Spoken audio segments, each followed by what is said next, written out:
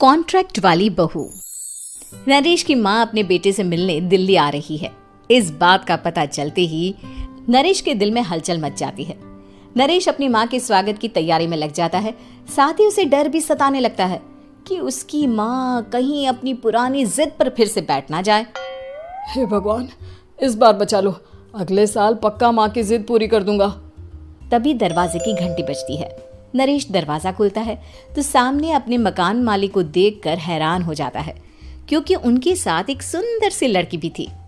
अब नमस्ते अंकल, कुछ काम था, मुझे बुला लेते। आपने क्यों कष्ट किया?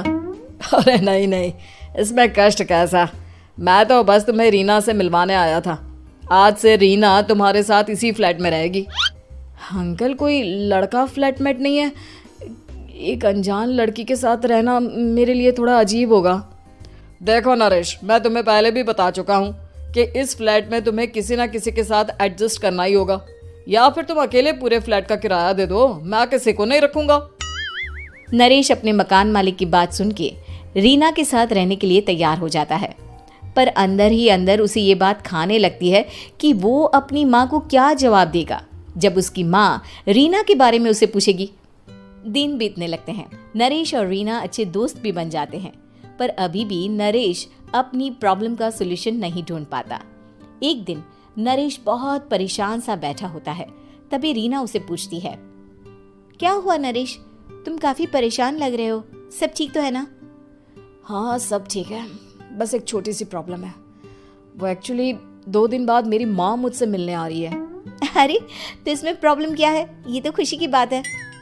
हाँ रीना, बट मेरी माँ एक जिद लेकर बैठ गई है कि मैं शादी कर लूँ, पर मैं अभी इस चीज़ के लिए तैयार नहीं हूँ। ऊपर से जब वो तुम्हें देखेगी तो 100 सवाल करेगी, क्या जवाब दूंगा? अरे इसमें कोई टेंशन वाली बात नहीं है, मेरे पास ना इस प्रॉब्लम का सलूशन है, जिससे ना तुम्हें शादी करनी पड़ेगी और ना ही तुम्हारी माँ मेरे बारे में कुछ पूछेंगी। रीना की बात सुनकर नरेश सोच में डूब जाता है। वो सोचता है कि रीना खुले ख्यालों वाली लड़की है, कहीं माँ को सच बता ना दे। नरेश को सोच में डूबा देखकर रीना कहती है, अरे क्या हुआ, किस सोच में पड़ गए? डोंट वरी, जैसा तुम सोच रहे हो ना वैसे कुछ भी नहीं है, मेरे पास एक प्लान है। मैं कुछ समझ नहीं पा रहा हूँ, कैसा प्लान? मैं समझाती हूँ। हम ना एक कॉन्ट्रैक्ट मैरिज कर लेते हैं। फिलहाल मेरे पास जॉब नहीं है, तो तुम इस रूम का किराया दे देना जब तक तुम्हारी माँ यहाँ रहेंगी, सिर्फ तब तक। और तुम अपनी माँ से कह देना कि मैं तुम्हारी पत्नी हूँ, इससे वो मेरे यहाँ रहने पर कोई सवाल भी नहीं करेंगी। अरे बात तुम्हारी ठीक है, पर माँ से झूठ बोलना, ना ना बाबा, मैं ये रिस्क नहीं ले सकता। कोई और आइडिया दो ना तुम। देखो मंजूर हो तो बोलो, वरना सच बता दो, मुझे कोई प्रॉब्लम नहीं है। रीना की बात सुनकर नरेश सोच में डूब जाता है। बहुत सोचने के बाद जब उसे कोई रास्ता नहीं मिलता तो वो रीना के बताए हुए रास्ते पर चलने के लिए तैयार हो जाता है। वो रीना से बात करता है और अपनी माँ की पसंद और नापसंद के बारे में बताता है। रीना भी नरेश की सभी बातों को ध्यान से सुनती है, ताकि कहीं उससे कोई गलती ना हो जाए। आखिर वो दिन भी आ जाता है जब नरेश की माँ उससे मिलने दिल्ली आ जाती है। नरेश अपनी माँ को फ्लैट पर लेकर जाता है। जैसे ही नरेश की माँ फ्लैट के अंदर जाती है, रीना उसके पैर छू लेती है। ये देखकर नरेश की माँ थोड़ी घबरा जाती है और नरेश से पूछती है, अरे बेटा नरेश, ये कौन है? माँ, ये आपकी बहू रीना है। माफ़ी चाहता हूँ, सब कुछ इतनी जल्दी में हुआ कि आपको बता ही नहीं पाया, इसलिए सोचा कि क्यों ना आपको सरप्राइज दिया जाए। अरे बेटा, मैं तो बस तेरा घर बसा हुआ देखना चाहती थी। हाँ, बहुत अरमान थे अपनी इकलौते बेटी की शादी को लेकर, लेकिन कोई बात नहीं, शायद किस्मत को यही मंजूर होगा। ये कहते ही नरेश की माँ रीना को गले लगा लेती है। रीना बेटिया, मेरा बेटा ना थोड़ा नादान है, पर तुम काफ़ी समझदार लगती हो, और मैं जानती हूँ कि तुम इसका बहुत अच्छे से ध्यान रखोगी। माँ आप चिंता मत कीजिए, मैं सब संभाल लूंगी। नरेश की माँ अपने बहू और बेटे के साथ खुशी खुशी रहने लगती है।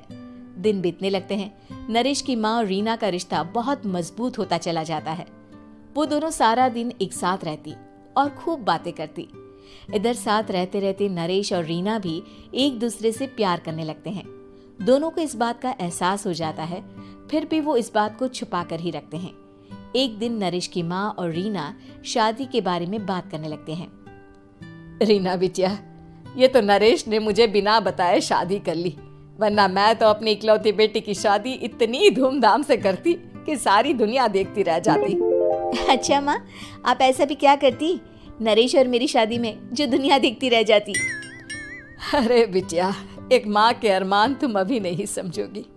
मैं तो अपनी बहू को एक रानी की तरह लेकर आती और शादी भी बिल्कुल शाही अंदाज में करती, पर मेरे तो सारे अरमान ऐसे ही रह गए।